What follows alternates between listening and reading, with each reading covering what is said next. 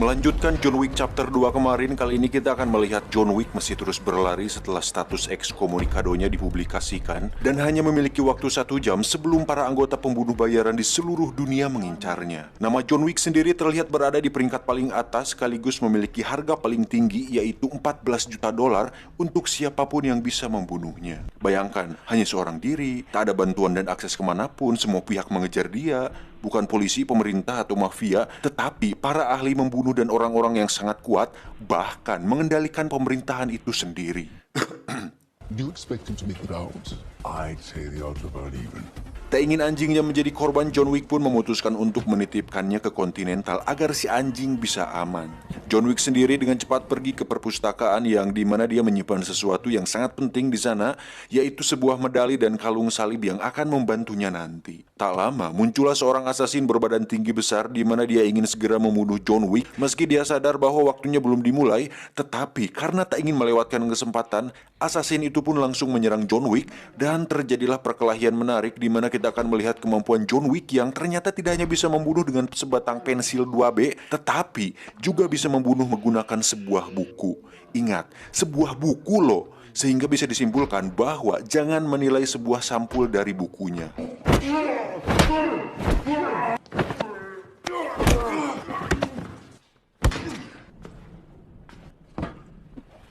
Dengan sisa waktu 10 menit sebelum ekskomunikado, John Wick pun pergi ke dokter yang merupakan salah satu anggota kriminal di mana John meminta si dokter untuk mengobatinya. Hingga saat waktunya tiba, akhirnya John Wick pun resmi dan sah untuk dibunuh. John Wick, 14 million. Open contract is now in effect. And away we go.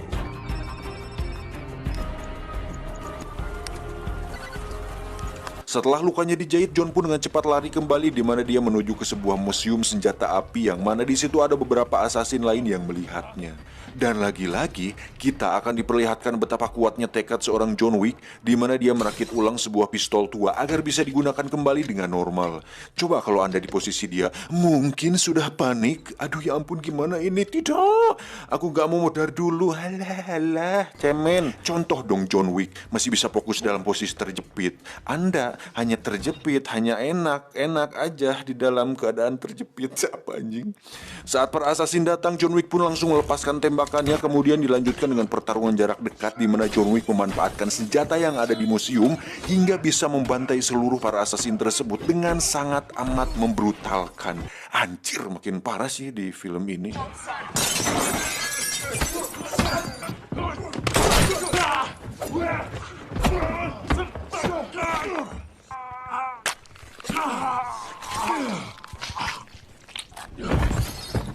Terakhir, John Wick pun melayangkan sebuah kapak tepat di kepala assassin yang masih hidup. Nggak ada obat sih, gila.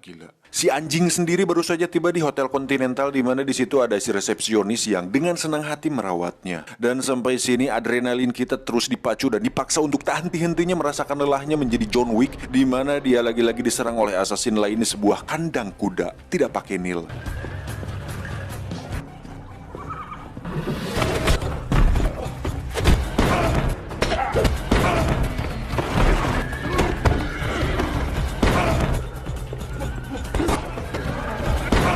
Setelah berhasil mengalahkan mereka, John Wick pun segera kabur dengan menaiki kuda di mana si John lagi-lagi dikejar oleh dua assassin bermotor yang justru tewas bukan karena laka lantas. Di sisi lain kita akan melihat harga John Wick naik dari 14 juta ke 15 juta dolar yang menandakan bahwa John Wick sangat sulit sekali untuk didapatkan. John Wick pun pergi ke sebuah teater dan menunjukkan sebuah kalung salibnya sebagai tiket masuk di mana teater itu merupakan tempat John dilatih dulunya. Tujuan John datang ke sana adalah untuk meminta pertolongan kepada seorang wanita bernama tidak disebutkan di dalam film tetapi kita panggil saja Madam Hayati di mana si Madam ini mengelola tempat latihan pembunuh dengan berkedok teater yang mana John Wick adalah salah satu anak didiknya yang sukses berkarir dalam dunia kriminal. Tuh, John Wick saja bisa sukses walaupun dalam dunia hitam. Lah Anda dan saya juga yang hanya lulusan SMA bisa nggak berprestasi? Jangan hanya hidup dari uang orang tua saja, apalagi uang rakyat. Wow. Awalnya si Madam pun keberatan memberikan pertolongan kepada John Wick karena seperti yang kita tahu, jika si Madam membantu John Wick itu sama saja melawan aturan dari High Table yang sanksinya sudah pasti sangat berat. Tetapi karena John alias John Harris sudah dianggap sebagai anaknya sendiri, si Madam pun akhirnya memberikan dia pertolongan untuk bisa pergi ke luar negeri. Sebenarnya bukan karena dianggap anak sendiri sih, tapi ada sebuah kesepakatan bahwa si Madam wajib memberikan pertolongan yang hampir sama seperti aturan segel perjanjian di film John Wick 2 kemarin, di mana kalung salib itu berfungsi sebagai perjanjian bahwa setelah ini hutang si Madam kepada John Wick sudah lunas. Sama seperti sebuah tiket yang dirobek, John Wick pun harus dicap dengan besi panas sebagai tanda bahwa tiketnya sudah hangus dan tidak bisa lagi dipakai. You can never come home again. That's it done. Adegan berpindah ke kontinental di mana kita akan melihat karakter baru bernama The Adjudicator, di mana wanita ini merupakan utusan langsung dari High Table dan bertugas sebagai hakim lapangan untuk mengusut kasus John Wick. Alhasil, Winston sang pemilik hotel kontinental pun terkena getahnya, di mana dia dipecat sebagai manajer di sana dan diberikan waktu 7 hari untuk merapihkan semua laporannya. Karena ternyata Winston ketahuan membantu John Wick saat dirinya tidak langsung membunuh John Wick ketika di taman dan malah memberinya waktu 1 jam untuk kabur. You have 7 days. Enjoy your stay at the Continental. Selanjutnya, The Adjudicator pun mendatangi Boiri yang bernasib sama seperti Winston, di mana dia dipecat dari kepemimpinannya sebagai Raja Pengemis dan diberikan waktu 7 hari untuk masa pergantian. Namun Boiri yang congkak nampak tak terima dengan itu, tetapi dia tidak punya pilihan lain karena jika melawan The Adjudicator, sama saja dia melawan High Table. I am the Bowery! You have 7 days. John Wick sendiri terlihat sudah berada di Mesir, di mana dia bertujuan untuk menemui seorang teman lama yang merupakan manajer The Continental cabang Mesir. Ketika berjalan di lorong gelap, John Wick pun sempat diserang oleh beberapa assassin di sana, namun berhasil dihentikan oleh ajudan si manajer yang memintanya untuk bertemu dengan si manajer. Setelah masuk ruangannya, John pun sudah disambut oleh 2 ekor anjing galak dan tak lama muncullah sang manajer yang ternyata seorang wanita cantik bernama Sofia, tapi tidak pakai lacuba. John Wick pun langsung menunjukkan segelnya, di mana si Sofia ini ternyata pernah ditolong oleh John Wick dulu saat ingin agar anaknya bisa aman, sehingga John datang kembali untuk meminta pertolongan balik kepadanya. Sama seperti Madam Hayati yang enggan menolong John Wick yang statusnya sudah ekskomunikado, Sofia pun menolak memberi John pertolongan. Ya, secara logika mana ada orang yang menolongin seorang buronan, tetapi karena Sofia teringat akan Sumpah Pemuda dan memiliki rasa empati yang tinggi, dia pun akhirnya bersedia untuk menolong John Wick. John Wick sendiri hanya meminta tolong Sofia untuk membawanya kepada seorang pria yang merupakan bawahan langsung The High Table untuk meminta saran kepadanya. We leave in 10 minutes. Di sisi lain, kita akan melihat si Adjudicator sedang menemui seorang penjual sushi tanpa Susanti, di mana si penjual sushi itu adalah assassin yang khusus bekerja untuk The High Table. Beliau bernama Zero. Dan di belakang ada siapa? Coba tebak? Iya, akhirnya kita bisa melihat Kang Medok alias Yayan Ruhian dan Kang Cecep Arif Rahman berada tepat di belakang yang merupakan anak buah dari si Zero ini. The Adjudicator pun menugaskan Zero dan kedua anak buahnya untuk memberi pelajaran kepada para pengkhianat alias orang-orang yang sudah memberi pertolongan kepada John Wick sebagai peringatan bahwa High Table tidak main-main dengan aturannya. I have served. I will be of service. Dimulai dengan mendatangi teater Madam Hayati, di mana Kang Yayan dan Kang Cecep membantai semua anak buah si Madam sampai tak tersisa. Tak lama muncullah si Adjudicator untuk menginformasikan bahwa sebagai hukuman atas menolong John Wick, si Madam pun harus memberikan darahnya dengan cara mengulurkan kedua tangannya lalu ditusuk oleh pedang dan selesai. Sementara itu kita akan melihat John Wick yang sedang dibawa oleh Sofia untuk menemui salah satu bawahan langsung dari High Table, di mana John Wick ingin bertemu langsung dengan pemimpin The High Table dengan tujuan untuk meminta kembali keanggotaannya dan berdamai dengan mereka. Lah, kok malah ngajak damai, nggak seru atuh. Tapi no, John Wick ternyata punya rencana lain. Kita lihat nanti. Pria tersebut pun mengatakan bahwa para tetua High Table tidak bisa ditemukan karena merekalah yang akan menemukanmu. Caranya dengan berjalan di gurun pasir yang tandus dan harus sendirian tentunya, kemudian tidak boleh membawa air, cemilan, Coca-Cola, Silver Queen, Kinder Joy atau apapun itu. John Wick harus terus berjalan sampai dirinya sekarat. Barulah dia bisa melihat langsung tetua dari High Table. Itu pun kalau John Wick tidak keburu mati kehausan. Thank you. sir. Hingga saat Sofia dan John akan pergi, pria tersebut pun meminta satu tumbal sebagai ganti atas informasi tersebut, di mana dia langsung membunuh satu anjingnya tanpa konfirmasi terlebih dahulu. Sontak hal tersebut membuat Sofia shock, dan lagi-lagi hanya karena seekor anjing, Sofia pun membrutal sama seperti saat John Wick kehilangan anjingnya. Gara-gara si anjing memang. Dari situ mereka berdua pun terlibat baku tembak dengan anak buah si pria dan sudah pasti bisa menang dan lolos dari sana.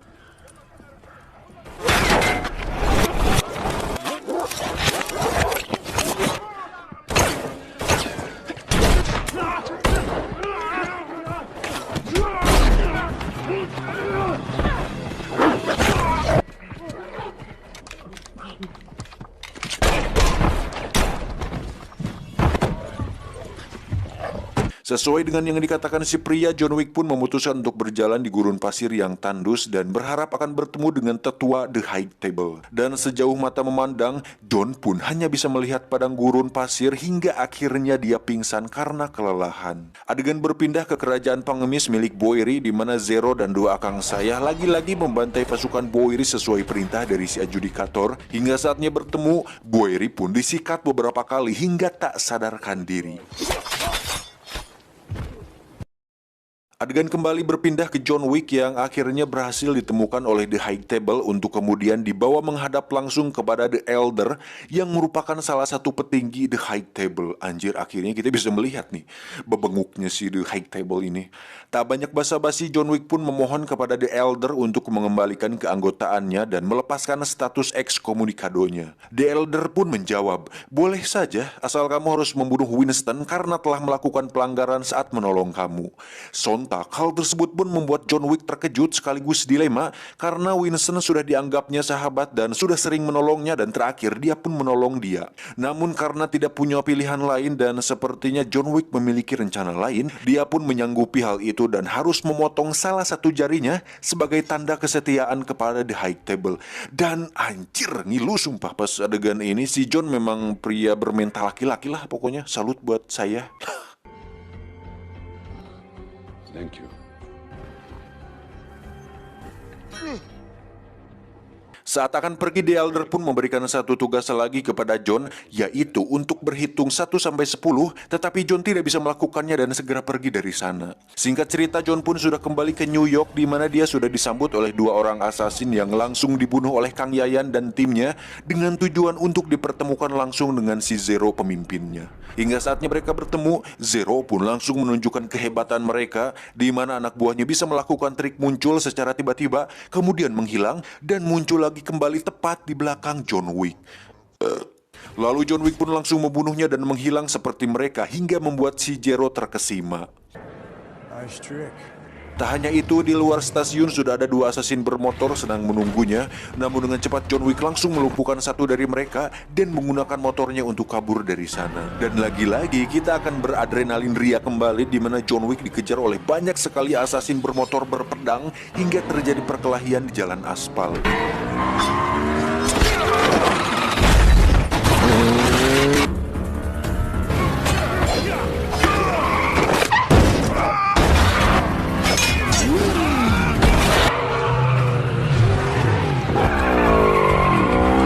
Saat sampai di Continental, Zero pun sedikit lagi bisa membunuh John Wick, tetapi dijegah oleh si resepsionis yang melarangnya membunuh di area tersebut. Untuk itu John Wick pun masuk ke dalam Continental disusul dengan si Zero yang ikut duduk tepat di sampingnya, yang ternyata adalah penggemar berat dari sang legenda. I'm a huge fan. John Wick.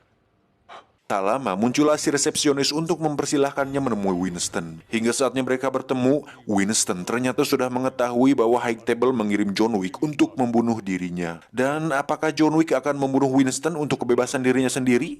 Tak lama muncullah si adjudikator untuk menanyakan pertanyaan yang sama. Dan jawabannya, tentu tidak dong. Winston dan John Wick memilih untuk melawan High Table, dan itu merupakan keputusan yang cukup berani. Dengan cepat si adjudikator pun menghubungi operator untuk merubah status Hotel Continental cabang New York menjadi tidak netral, yang berarti pembunuhan bisa dilakukan di sana. Dan tidak hanya itu, pembersihan akan dilakukan dengan mengirim pasukan khusus untuk membantai pengelola hotel sekaligus John Wick sendiri.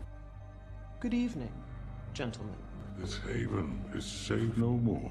Dengan cepat Winston pun membawa John ke ruang senjatanya untuk mempertahankan diri, di mana John Wick, si resepsionis, dan beberapa anak buah Winston akan mencoba melawan pasukan khusus tersebut sebisa mungkin.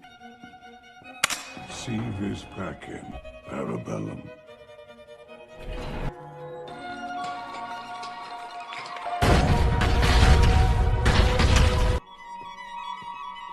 Hingga saatnya tiba, ternyata pasukan High Table memakai baju pelindung yang tahan peluru, hingga John Wick dan resepsionis kesulitan membunuh mereka.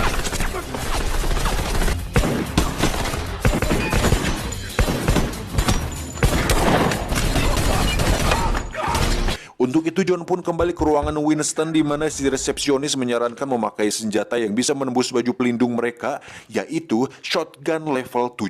Tak ingin membuang waktu, John Wick pun segera keluar dan membantai mereka semua sampai tak tersisa. Namun hal itu belumlah selesai karena masih ada Zero dan beberapa shinobinya, di mana John harus bertarung kembali dengan mereka tepat di ruang penuh kaca akrilik. Dan betapa kasihannya sang pemeran pengganti John Wick ketika harus dihajar dan terlempar ke kaca berkali-kali hingga membuatnya tersungkur. Namun dengan kekuatan emosi dan tanah sengketa yang semakin meruncing, John Wick pun bangkit dan berhasil membalikan keadaan.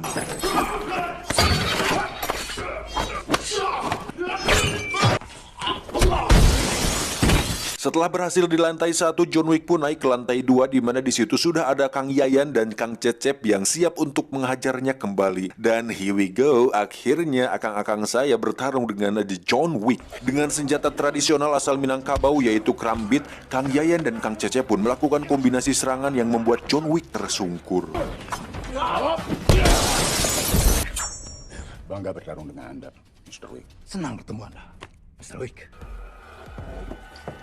Pada akhirnya John Wick pun bisa mengalahkan mereka berdua, walaupun bukan dengan skill tapi dijatuhkan dari atas. Namun John Wick tidak membunuh mereka berdua dan justru mengatakan, Sampai jumpa. hingga saatnya tiba, John Wick pun harus bertarung dengan raja terakhir yaitu Zero, di mana si Zero ini sebenarnya terobsesi dengan sosok John Wick yang melegenda dan ingin dianggap sejajar dengannya. Namun karena John Wick lebih unggul secara pengalaman dan karakter, si Zero pun harus tewas mengenaskan dengan pedang menancap tepat di dadanya. Setelah semua yang terjadi, tak diduga Winston melakukan perundingan dan kesepakatan dengan si adjudikator, di mana ketika Winston mau membunuh John Wick, maka Winston akan kembali mendapatkan kerajaannya sebagai manajer The Continental. Let me keep my power, Winston. But what about him? Lalu tiba-tiba, Winston pun menembak John Wick beberapa kali hingga membuatnya terjatuh dari gedung. Loh, anjing kok berkhianat sih? Well played, sir. Dirasa masalah selesai, si adjudikator pun pamit untuk pulang, tetapi ketika melihat ke samping gedung, John Wick sudah tidak ada di sana. Dengan sedikit ketakutan, dia pun kembali menemui Winston untuk menyuruhnya agar memastikan kematian John Wick. Karena dia tidak ingin suatu hari nanti John Wick akan mendatanginya di malam hari. Nah, lo hayolo. Sampai sini pasti kalian bertanya, apakah Winston benar-benar berkhianat? Jika kita putar ulang, kita bisa melihat Winston menembak John bukan di kepala, tetapi di tubuhnya yang kita semua tahu, dan Winston juga pasti sudah tahu bahwa jasnya terbuat dari material anti peluru. Ditambah, jika Winston ingin John Wick benar-benar mati, tentu dia akan menembaknya di kepala, sehingga bisa disimpulkan bahwa Winston sudah memperhitungkan kemungkinan tersebut, termasuk titik letak dia terjatuh. Faktanya, John Wick ternyata masih hidup dan dibawa oleh pengemis yang merupakan anak buah dari Bowery, di mana si Bowery ini nampak menyedihkan sekali dengan wajah dan tubuh penuh luka akibat sabetan pedang si Zero tadi. Lalu dengan penuh amarah dan kebencian terhadap The High Table, Bowery pun bertanya, "Hey John, bagaimana perasaanmu? Apa kau marah?" John pun menjawab, Yeah. Tamat, ending yang mengwik-wikkan.